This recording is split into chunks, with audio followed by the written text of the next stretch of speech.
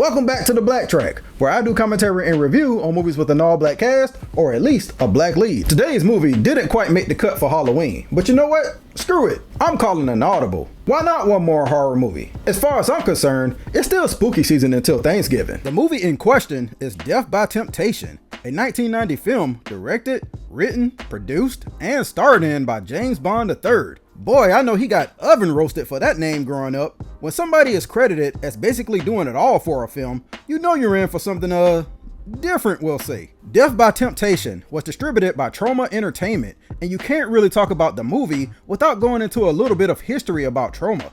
Troma, to this day, is an independent production company founded by Lloyd Kaufman and Michael Hers that specializes in very low-budget exploitative films. Their most well-known property is probably The Toxic Avenger, and for years they have built their name on exploitative horror movies that Hollywood wouldn't touch in a million years. But the flip side of that is that a lot of filmmakers and actors who otherwise wouldn't get a shot at success got a chance to get their foot in the door with Troma. It's a studio that knows they make quote-unquote bad movies, but at the same time, it's their trademark and part of the charm that kept their audience around for almost 50 years.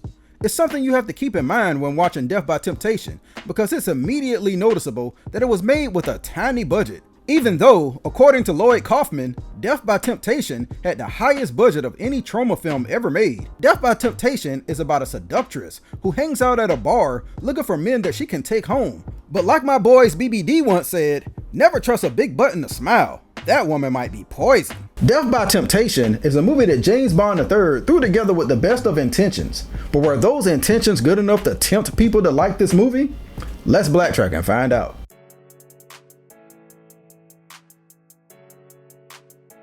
Oh snap, it's Flash from the 5 Heartbeats. I can't wait to see the unsung episode on this. John Canada Terrell plays a womanizing bartender who has a whole team of skeezers. I mean, a whole starting 5. He's reckless with it though, shooting clubs up and forcing girls to get abortions and getting off on wearing the husband's clothes of the married women he's philandering with. He's stingy with it too. Hey bartender, when you get through with her, can I borrow it? No, my brother. You got to get your own. How many times has the Hey Love commercial been parodied? There has to be some kind of record. However, this one deserves special recognition because John Canada Terrell is the originator and the guy actually saying the classic line in the TV commercial. Damn Flash, don't you have enough hoes? He catches the eye of our seductress, who's credited simply as the Temptress, which is an accurate descriptor as far as names go. But as you'll see, the movie can't really decide what she is. She's played by Cynthia Bond in her one and only film, but these days, she's more well known for writing the book Ruby, which seems interesting. I gotta read it one day. She fits the role perfectly, just based off her looks alone. Not because she's fine or anything, I mean yeah, she's pretty, but it's mostly those seductive and sinister eyes she has that makes it work. Color me shocked that Flash waited until the morning to get him some of the Temptress, but he was at work, so maybe he's just a good employee. I'll say one thing, the movie has some great shots and cinematography. It's almost like it's somebody behind the camera who knows what they're doing. That person would be Ernest Dickerson, the director of the movie Juice, and somebody who had already done cinematography on some music videos and a bunch of Spike Lee films. In an interview, he said that he shot the majority of the film in 1988, but since there was a 2-year delay before the film's release, he didn't get to shoot all of it. Keep that in mind for later. Hey, why does the Temptress place look like an old Freddie Jackson music video? I swear, this was the set for every 80s R&B music video. Add a little blur filter and you got it. Damn, baby, why you get all these mirrors covered? I can't see how pretty I am. Hey, they don't call him Flash for nothing, and within less than a minute, he's already having shower sex. And Flash might be a savage, but he don't run no red lights, so he's gone in 60 seconds at the sight of blood. Now Flash, you should have never gotten this deep in the house in the first place. She ain't even got no furniture. You deserve to be eaten for your stupidity. So I guess with all of the blood and the covered mirrors and stuff, that confirms that she's a vampire, right? Stay tuned. These days, if you look at the promotional material for this movie, you might notice that Samuel L. Jackson is front and center. However, once you watch the film, you'll be pissed off to know that Sam Jackson has a combined total of maybe 7 minutes in the entire film. This is a common promotional tactic that lower budget studios do to try to get new eyes on their movies and take advantage of the actors in question now being way bigger than they were when the movie was made. For this movie, Sam Jackson is a preacher and the father of our main character slash director slash producer Joel. Sam Jackson is mostly presented in dream sequences and flashbacks because he's killed off within the first 15 minutes. These sequences are supposed to show that Joel followed in his father's footsteps but struggles with his faith following the death of his parents. With the support of his grandma, played by Minnie Gentry, who I briefly showed during my Black History Month review of Black Caesar, he decides to move from North Carolina to NYC and live with his childhood friend to get his mind right. Why do these type of movies always act like church and religion only exist in the South? Hey, check out Bill Nunn, fresh off Do the Right Thing and School Days. This movie is kind of a School Days reunion when you really look at it.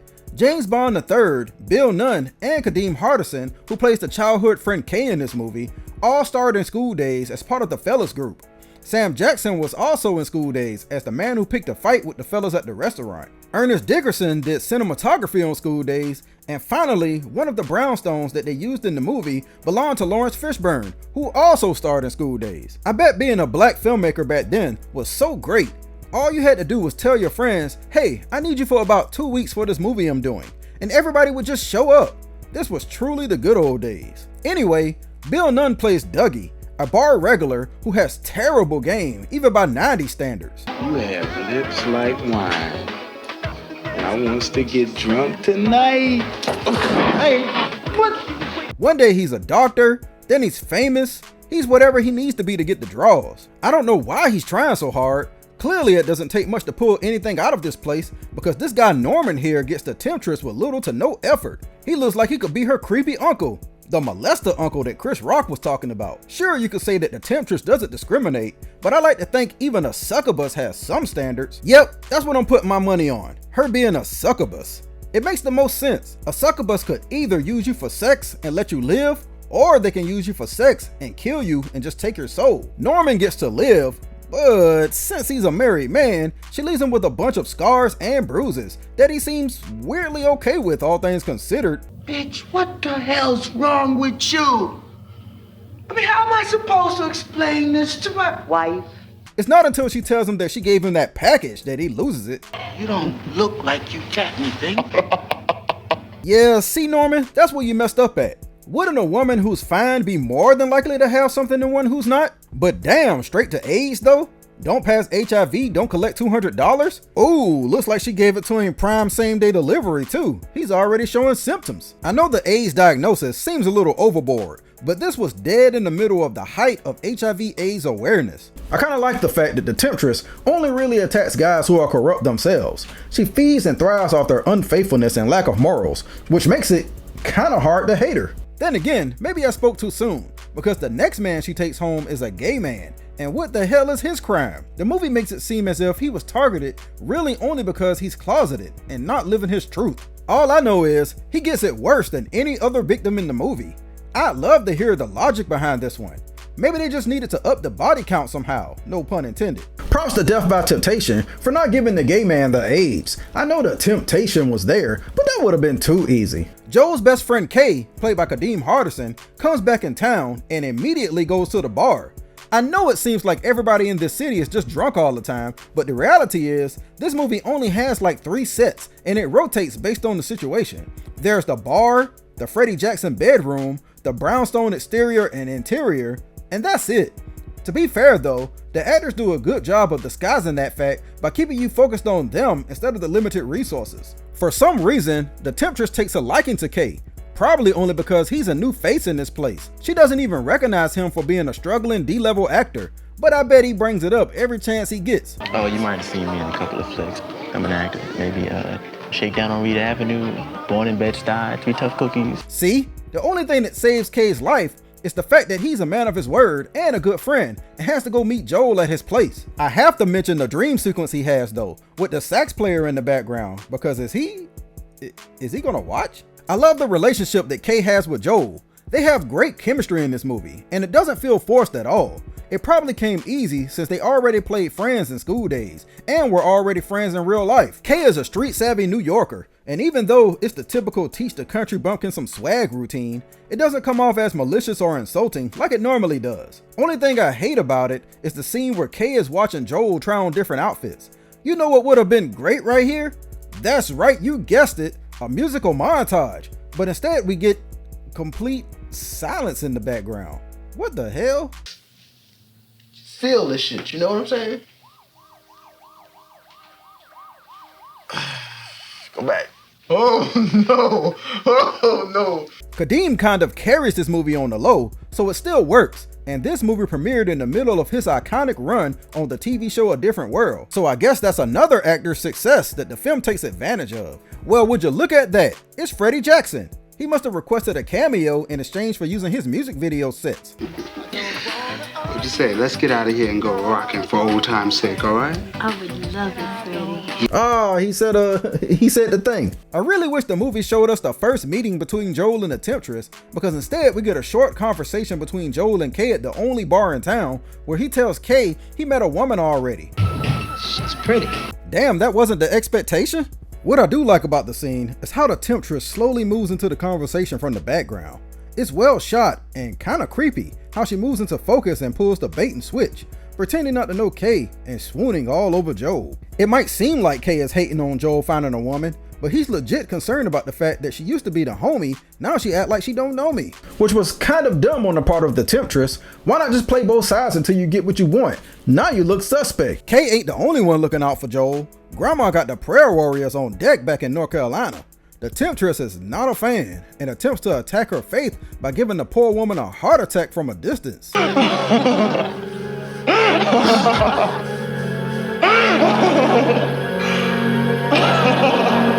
Holy shit. The picture was creepy before the blood. In case it wasn't obvious, the Temptress really wants Joel because he's a man of God and he's the last of his line. I guess getting a man of faith to abandon his morals makes the soul taste like ribs. Or maybe the blood, because the movie decides it wants her to be a vampire again in a scene where she doesn't appear in the mirror with Kay. Make up y'all mind.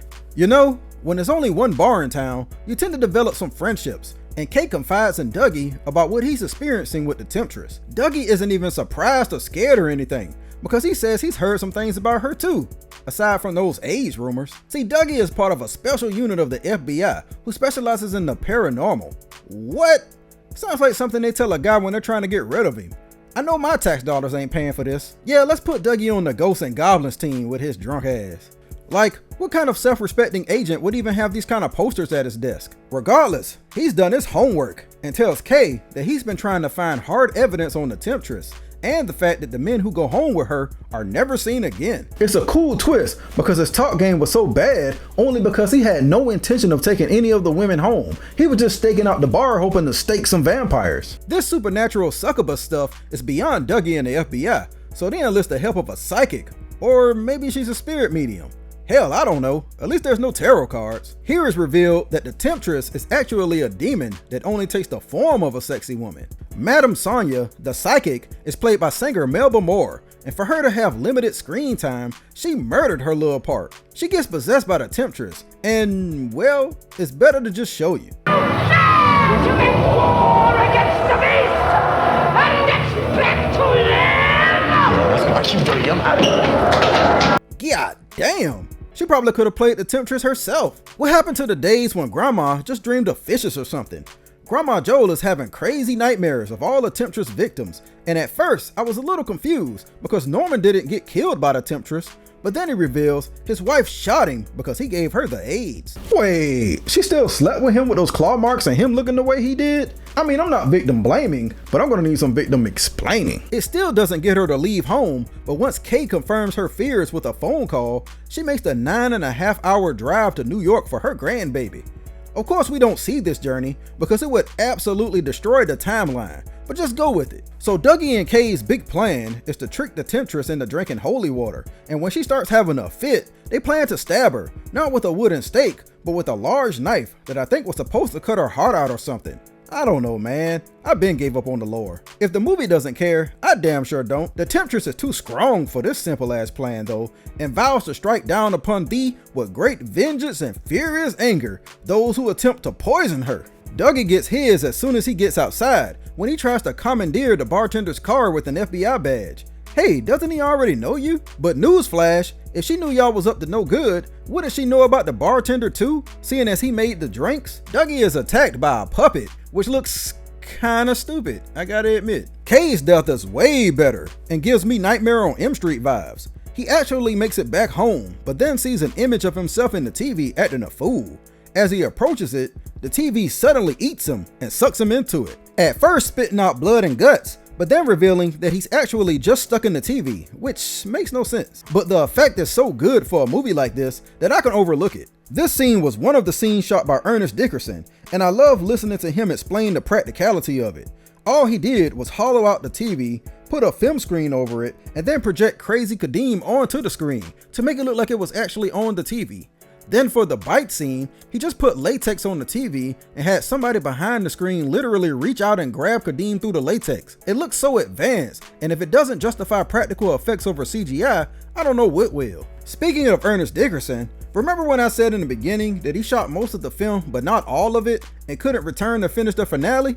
Well, they finished it the only way they know how, the Troma way. It starts out good enough. The Temptress has Joel where she wants him, in the bed, and she's slowly wearing him down with images of his father chastising him for abandoning his faith, when suddenly his grandma busts down the door, fresh off her teleportation. Whew, I think we've all been there.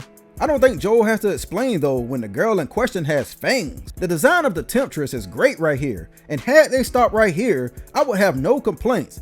But instead, Lloyd Kaufman and company had to Troma it up and completely ruin the makeup effects. What the is this? She looks like the puppet master from The Wiz. Oh, but it gets worse. Troma is known for reusing costumes and props, so for the demon reveal, once Joel finds his faith and rebukes the Temptress, they just reused the demon costume from Sergeant Kabuki Man, NYPD, and added a filter over it. This is terrible. This is why you need your cinematographer until the end to maintain the vision. Oh, with the Temptress gone, I guess there's a new vampire in Brooklyn. Kay comes back as a limo driver, and Dougie is now an incubus, the male version of a succubus. And I guess in the end, he finally found some game. But wait a minute. So is nobody from the FBI gonna come looking for Dougie? That's how you know he was in a fake department. Let's get to the grade.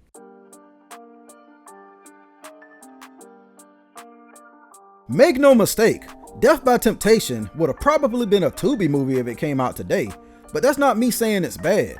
On the contrary, the acting is actually very good, unsurprisingly, because it features some early performances by well-known actors. It's just obvious that Death by Temptation was made by a first-time director who just wanted to get his vision to the screen by any means necessary. The edits are weird, the plot disjointed, and at times very vague, but even saying all that, for a movie produced by a studio known for proudly making trash, Death by Temptation does backflips all over the material they usually produce. The movie does excellent work with camera placement, lighting, and even some of the effects. And even though I joked about it, it makes efficient use of the lack of sets it had to work with. The film should have had a much larger cult status than what it does, and I think the only reason it doesn't is because a lot of distributors and theaters refuse to carry it. Why? Because of good old-fashioned racism, that's why. I think that kind of speaks to the importance of James Bond III doing what he could to get this movie made. How else are black stories going to be told if nobody gives them a chance? He went with the lowest budget studio to get it made, because if he didn't, it wouldn't have been made at all. And I'm glad he did this during a time when black actors and filmmakers worked together to get projects off the ground. I'm definitely a fan of the story behind the story. As far as Death by Temptation the movie, I didn't hate it, but I'm also not going to pretend it's a great movie either. It's good considering the circumstances, and I would watch it again. It sucks that James Bond never directed another movie after this, because this first effort more than proved that he had talent. My grade for Death by Temptation is a D. With a bigger budget behind it, the movie could have been more than just a cult classic. And that's it for another episode of the BlackTrack. As usual, let me know what you thought about the movie Death by Temptation in the comments below. And if you liked the video, don't forget to like, share, and subscribe, and tell your friends about my channel. And until next time, I'll holla at you.